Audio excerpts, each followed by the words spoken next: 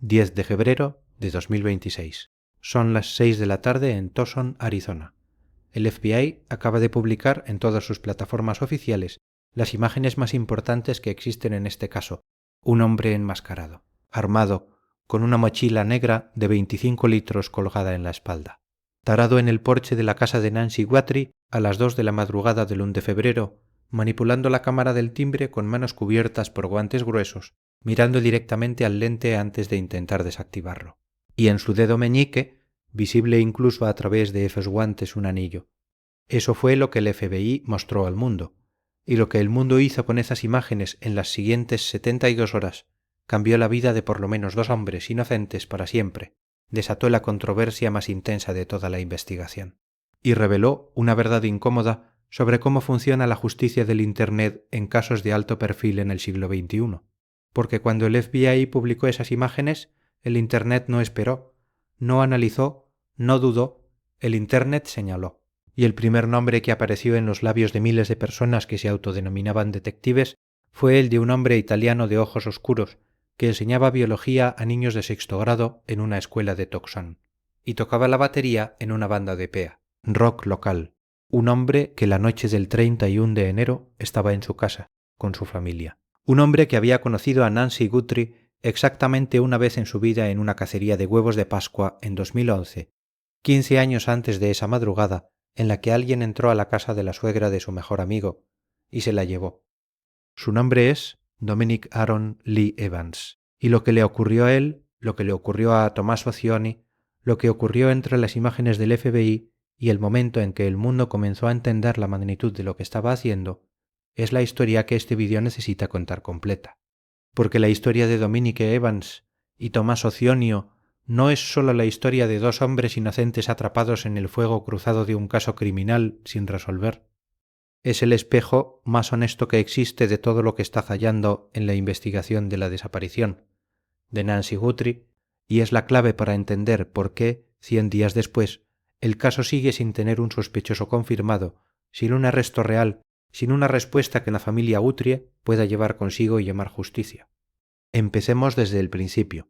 Desde el 1 de febrero de 2026, Nancy Ellen Long Guthrie nació el 27 de enero de 1942 en Fort Wright, Kentucky. Se casó con Charles Guthrie y se mudó a Tucson, Arizona, en los primeros años de la década de los 70. Vivió en la misma casa en las Catalina Foothills durante más de 50 años, una casa que ella conocía cada rincón, un vecindario que conocía cada camino, un jardín que cuidaba con sus propias manos. A sus 84 años, con un marcapasos implantado, con presión arterial alta, con necesidad de medicación cardíaca diaria, seguía viviendo sola en esa casa porque era su casa, porque era su vida, porque eso era lo que ella quería. Y toda su familia, incluyendo su yerno Tommaso Cioni, se había organizado durante años para hacerlo posible. La noche del 31 de enero de 2026, Nancy tomó un Uber desde su casa hasta la de su hija Annie y su yerno Tommaso, que viven a unos 10 minutos de distancia en el mismo vecindario de Tucson. Cenaron juntos, pasaron tiempo en familia y a las 9:48 de la noche, Tommaso Cioni subió al Honda Creve azul de Annie, metió a Nancy en el asiento del pasajero y la llevó a su casa. La acompañó hasta la puerta, se aseguró de que entrara, le dijo buenas noches y se fue. Eso fue lo último que cualquier persona confirmada vio de Nancy Guthrie. Horas después, a la 1:47 de la madrugada, la cámara del timbre de Nancy fue desconectada. El FBI determinó que fue manipulada desde afuera. A las 2:28 de la madrugada, la aplicación del marcapasos de Nancy se desconectó del teléfono. El marcapasos, el dispositivo electrónico implantado en su cuerpo para mantener su corazón latiendo de manera regular, dejó de comunicarse con el teléfono que estaba dentro de su propia casa. Al mediodía del 1 de febrero, los amigos de su iglesia llamaron a la familia porque Nancy no había aparecido en el servicio. Annie fue a la casa. La encontró vacía. Las pertenencias de Nancy, incluyendo su teléfono, seguían adentro. Llamaron al 911. Lo que las autoridades encontraron cuando llegaron fueron gotas de sangre en el porche. Sangre que el laboratorio forense confirmó que pertenecía a Nancy Guthrie, y la conclusión del departamento del sheriff del condado de Pima, apoyada desde el primer momento por el FBI, fue inmediata y sin ambigüedad.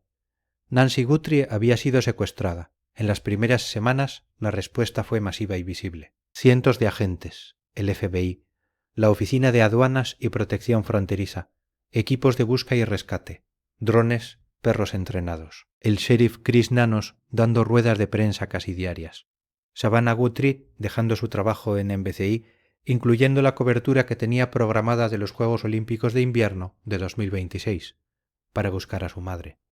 El mundo entero mirando a Tucson, y luego, el 10 de febrero de 2026, el FBI publicó las imágenes del porche. El hombre de la máscara, el hombre con la mochila, el hombre con el anillo en el dedo meñique. Y en ese instante, dos cosas ocurrieron simultáneamente. La primera, la investigación dio el salto que todos esperaban, porque por primera vez había una imagen concreta de alguien, una cara parcialmente visible, unos rasgos que podían compararse, una mochila que podía rastrearse, un anillo que podía identificarse. La segunda, el Internet tomó esas imágenes y las convirtió en combustible para un incendio que consumió a personas que no tenían nada que ver con lo que ocurrió esa madrugada. 3 nombres surgieron casi de inmediato en las redes sociales, en los foros de True Crime, en los podcasts de YouTube y en los hilos de X que en cuestión de horas acumulaban miles de interacciones. Tommaso Zionio, Dominic Evans y Walter González, los 3 miembros de la banda Early Black, los 3 hombres con alguna conexión, directa o indirecta, con la familia Guthrie. Para entender por qué esos 3 nombres, hay que entender quiénes son y cuál es exactamente la naturaleza de su conexión. Tommaso Zionio, como ya sabemos, es el yerno de Nancy Guthrie, italiano, nacido en San Giovanni Valdarno el 18 de junio de 1975, llegó a Estados Unidos a principios de la década del 2000. Se casó con Annie Guthrie en 2006. Vive en Tucson, enseña biología de 6º grado, en la escuela Basis Oro Valle. Tiene un hijo, Olmo, que creció viendo a su abuela regularmente. Toca el bajo en la banda, Early Black, que formó junto a sus compañeros en abril de 2007, después de conocer al guitarrista Walter González a través de un anuncio en Craigslist, y en ese anuncio de Craigslist, en esa casualidad de músicos que se buscan por Internet, está el origen de la segunda historia que este vídeo necesita contar, porque fue a través de ese anuncio que Tommaso Zioni conoció a Dominic Aaron Lee Evans. Dominic Evans tiene 48 años. Es maestro de 5º grado en una escuela de Arizona. Está casado con Andrea Jacobo desde 2013. Tienen hijos. Viven en Marana, Arizona, un suburbio de Tucson. Su esposa Andrea trabaja como directora de una escuela cercana. Dominic toca la batería. Fue miembro fundador de Early Black junto a Tommaso Zioni y Walter González. La banda grabó su álbum debut, Life Love Love Murder, en 2010 en los estudios Loveland de Tucson, con reseñas positivas en el Tucson Weekly. Tocaban localmente en Tucson y a veces en Phoenix y Flagstaff. Dominic Evans conoció a Nancy Guthrie exactamente una vez. En 2011 llevó a uno de sus hijos a la casa de la suegra de Tommaso para una cacería de huevos de Pascua. Eso es todo. 15 años de conexión con Tommaso Zioni. Una sola vez en la misma habitación que Nancy Guthrie, sin ningún vínculo adicional con la familia, sin ninguna razón para saber dónde vivía Nancy, cuál era su rutina, cuándo estaba sola en casa, a qué hora llegaba cuando Tommaso la llevaba de regreso después de una cena familiar. Pero cuando el Internet vio las imágenes del porche del 10 de febrero, lo que procesó no fue esa información. Lo que procesó fue esto. Dominic Evans está en una banda con Tommaso Zioni. Tommaso Zionio es el principal sospechoso según Ashley Banfield. Dominic Evans tiene antecedentes criminales. Dominic Evans vive en Tucson. Dominic Evans se parece físicamente al hombre de la máscara. Eso fue suficiente. Los registros de la corte de Pima County que circularon en X, publicados por el usuario @jlrnbestigats, mostraban cargos de delitos graves contra Dominic Aaron Evans: robo, hurto mayor y malversación de fondos.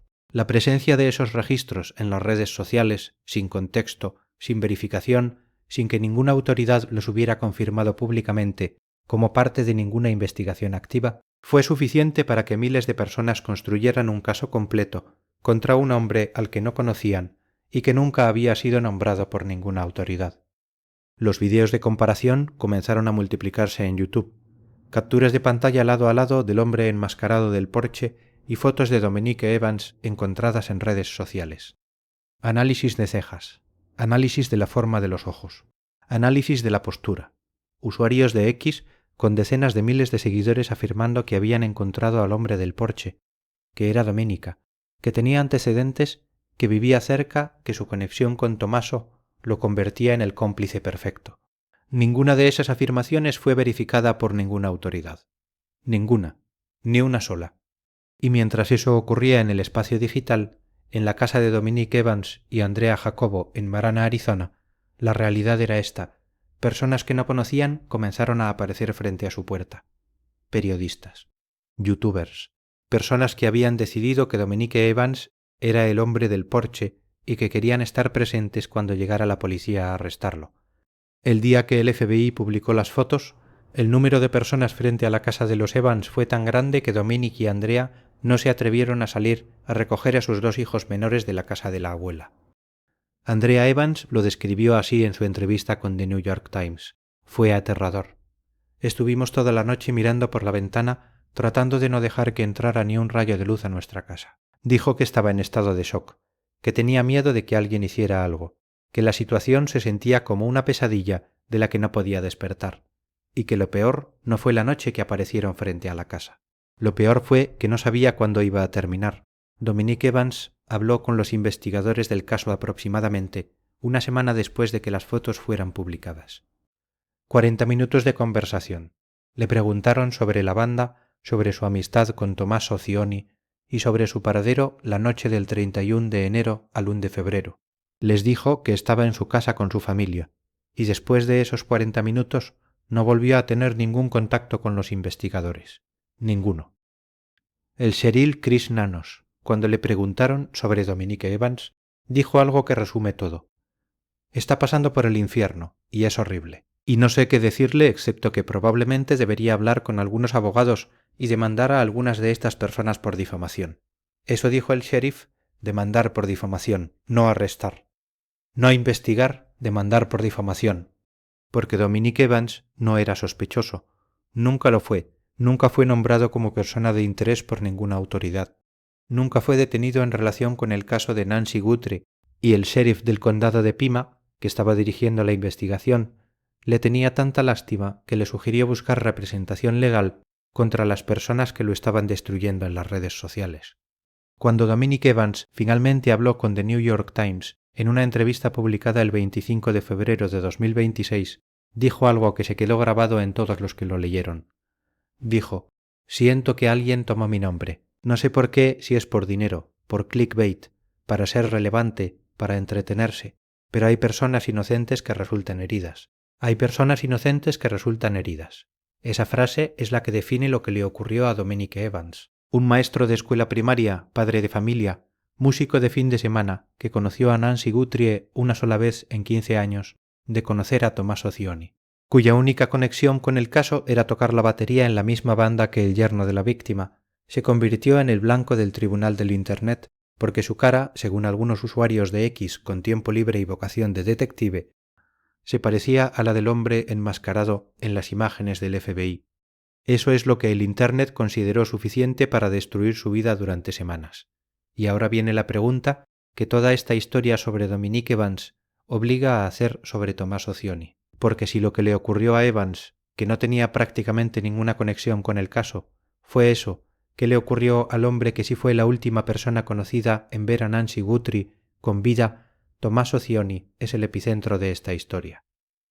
No porque las autoridades lo hayan señalado, las autoridades hicieron exactamente lo contrario, lo exoneraron públicamente. El sheriff Chris Nanos, el 16 de febrero de 2026, emitió una declaración oficial que fue clara, directa y sin espacio para la ambigüedad. Toda la familia Guthrie, incluyendo todos los hermanos y todos los cónyuges, ha sido exonerada como posible sospechosa. Están siendo cooperativos. Son víctimas. Y sugerir lo contrario no solo es incorrecto, sino cruel.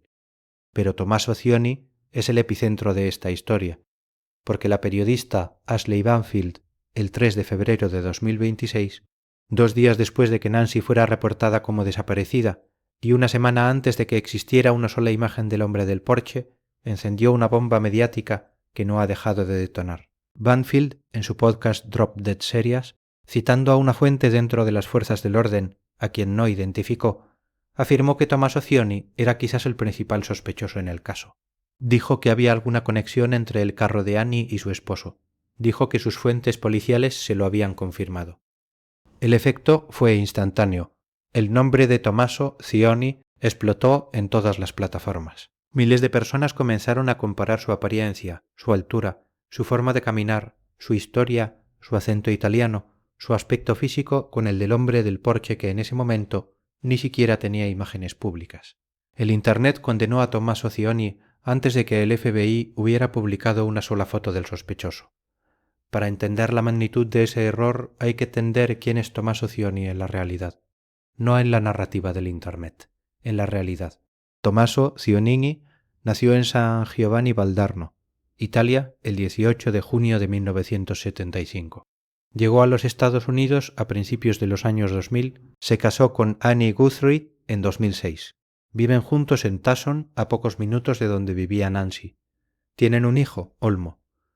Tommaso enseña biología de sexto grado y AP Biology en la escuela Basis Coro Valley. Ha dicho sobre su trabajo: amo el hecho de poder compartir mi pasión por el aprendizaje con mis estudiantes. Desde que enseño sexto grado y AP Biology, me encanta verlos crecer desde preadolescentes hasta jóvenes adultos y verlos expresar su potencial. Toca el bajo en la banda Early Black. Hace pasta casera. Escribe, estudia lagartijas. Así es como él mismo se describió en una vieja biografía online. Una persona que cocina, que enseña, que toca música, que estudia la naturaleza. Y en los meses anteriores a la desaparición de Nancy, Tommaso era uno de los pilares que hacía posible la vida independiente de su suegra de 84 años. La llevaba a sus citas médicas. La recogía cuando necesitaba ir a algún lugar, cenaba con ella los domingos. Repente hacía posible que Nancy pudiera quedarse en la casa que amaba, en el vecindario donde había vivido más de 50 años. Savannah Guthrie lo dijo frente a las cámaras de NBC, con lágrimas que no pudo contener.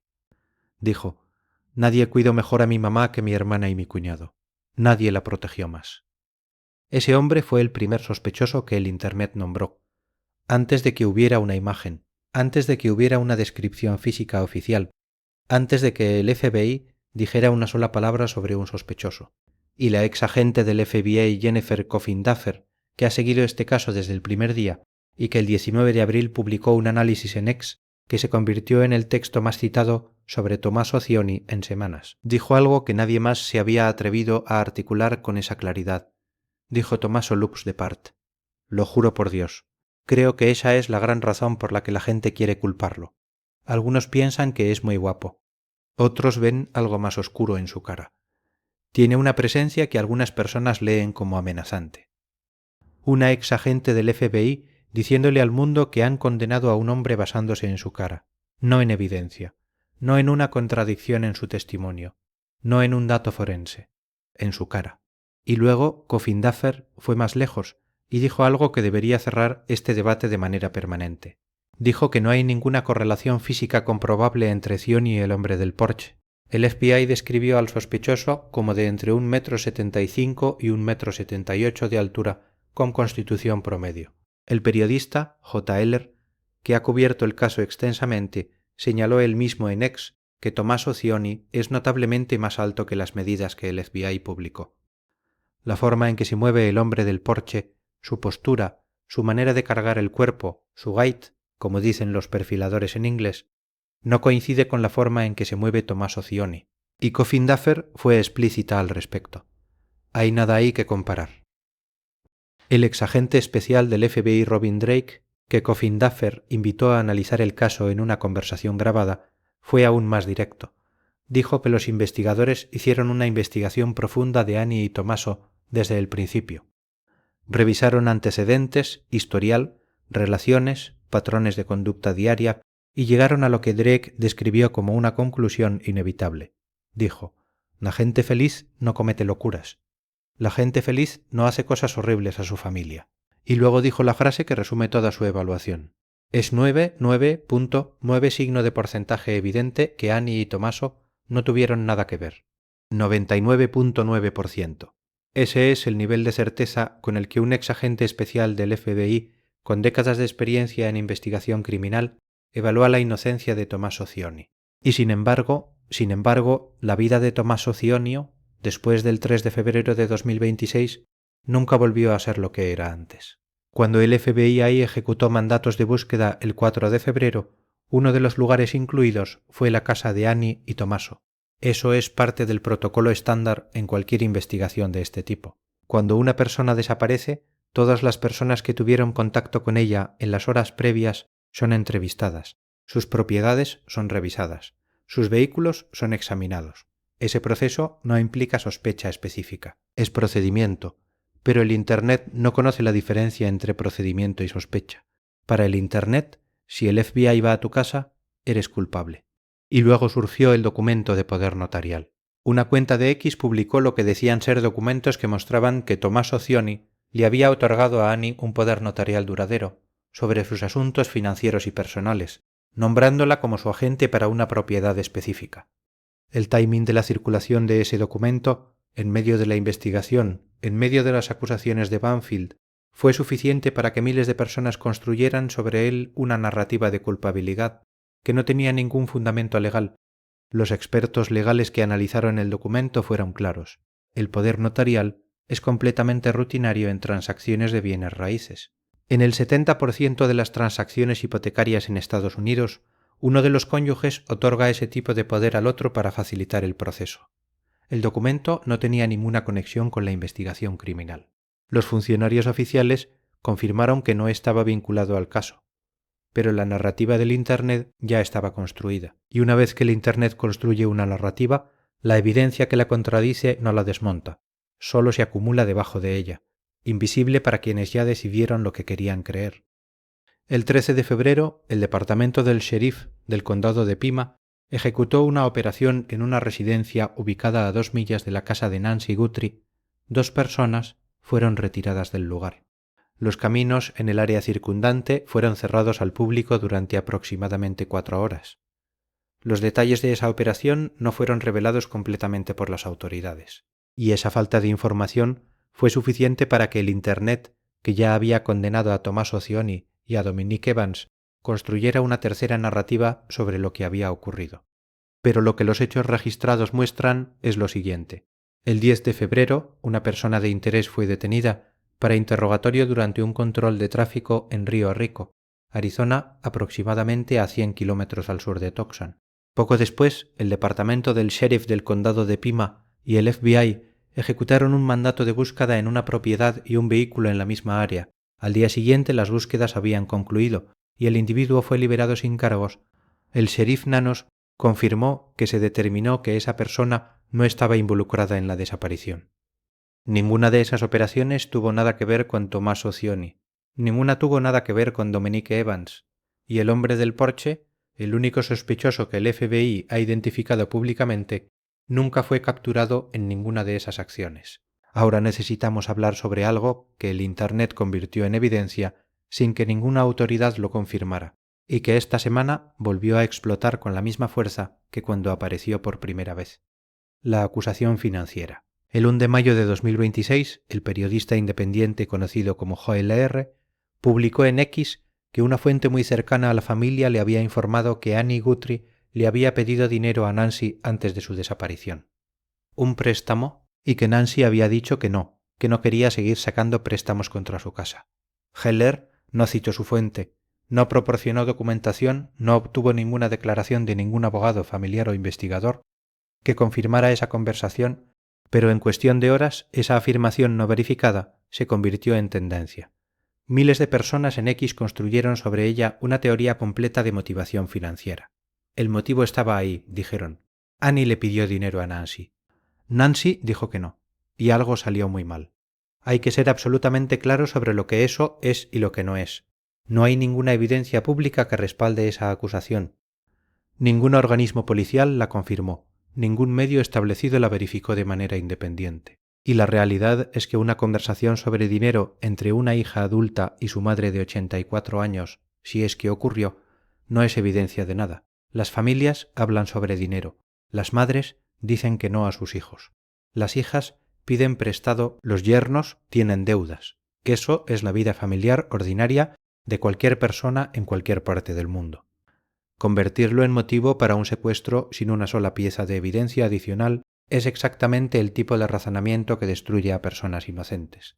Y luego está la acusación que circuló el 9 de mayo de 2026 proveniente de un sitio de Internet que recopila artículos del Daily Mail que afirmaba que Tommaso Cioni había sido arrestado en relación con la desaparición de Nancy Guthrie. Esta afirmación generó una ola masiva de tráfico en redes sociales.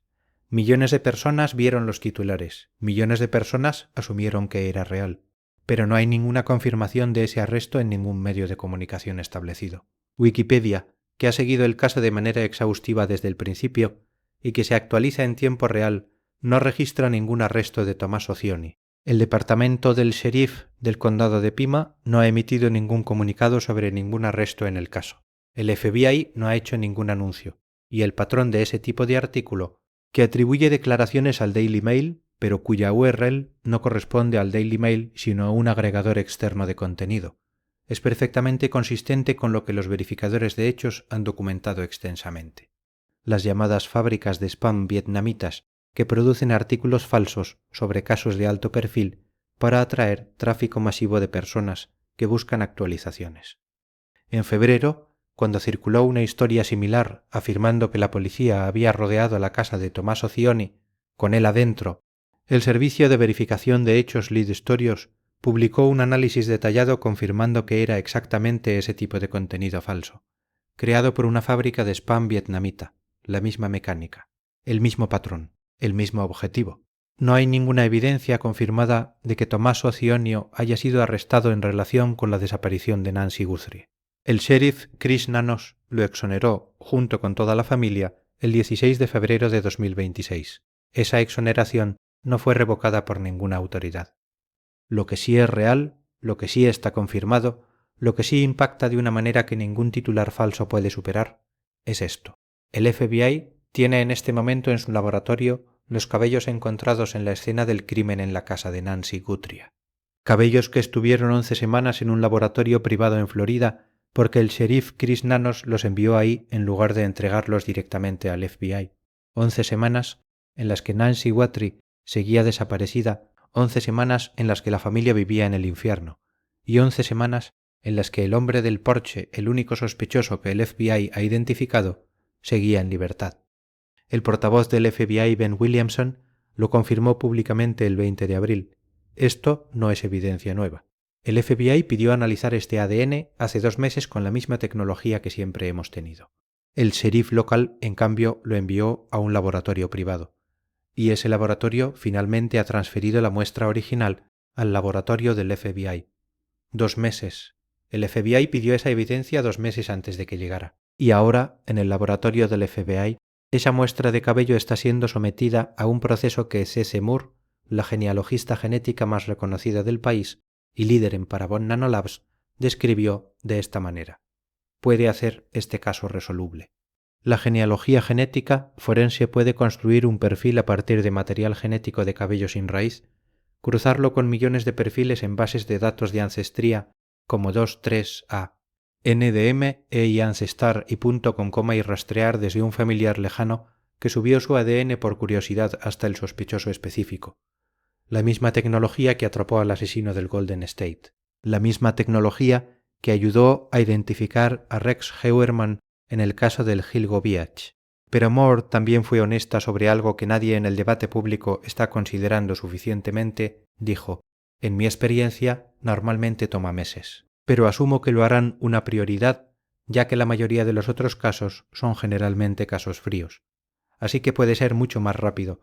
También depende de un poco de suerte porque a veces deben hacer múltiples intentos antes de obtener el ADN. Meses. Y un poco de suerte. Mientras tanto, 2 experfiladores del FBI, que tienen décadas de experiencia en la unidad de análisis de comportamiento, del Buró llegaron esta semana a una conclusión que cambia completamente la comprensión pública del caso. Jim Clemente y Jim Fitzgerald, ambos de manera independiente, sostuvieron que la desaparición de Nancy Guthrie no fue motivada por dinero.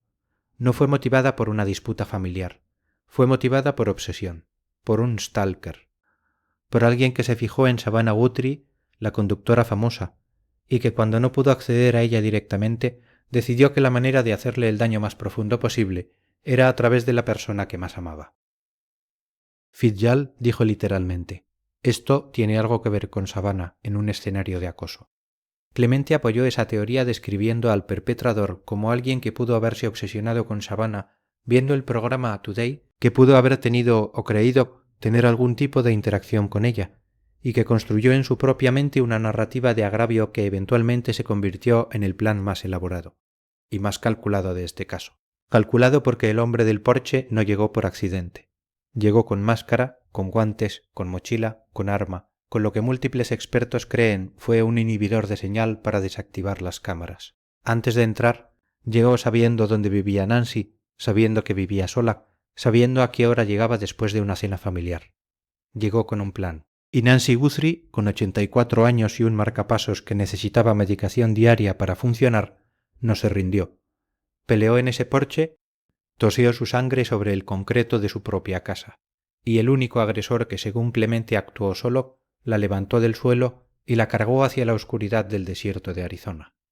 Eso es lo que la evidencia del porche, analizada por un exmiembro de la Unidad de Análisis de Comportamiento del FBI, revela sobre los últimos momentos de Nancy Guthrie en esa casa. Y mientras esa evidencia existe, mientras el ADN está en el laboratorio, mientras la teoría del stalker se consolida entre los expertos más respetados del caso. La vida de Tommaso Cioni y Annie Gastria en Tucson sigue siendo la de personas que cargan el peso de lo que el Internet les hizo, sin ninguna justificación. Pusieron carteles de no trespassing frente a su casa.